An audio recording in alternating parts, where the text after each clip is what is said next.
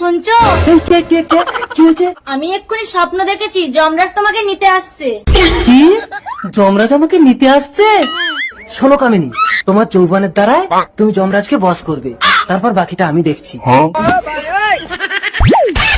যমরাজ? এই কামিনী, তোর স্বামী কোথায়? আমার স্বামী তো আপনার সাথেই দেখা করতে গেল। অতি উত্তম। যমরাজ, কামিনী, তুই যমরাজকে পিছু ডাকিস? এই কামিনীকে একটু যমরাজের সেবা করার সুযোগ দিন। পাশে কেউ যদি দেখে ফেলে? না না,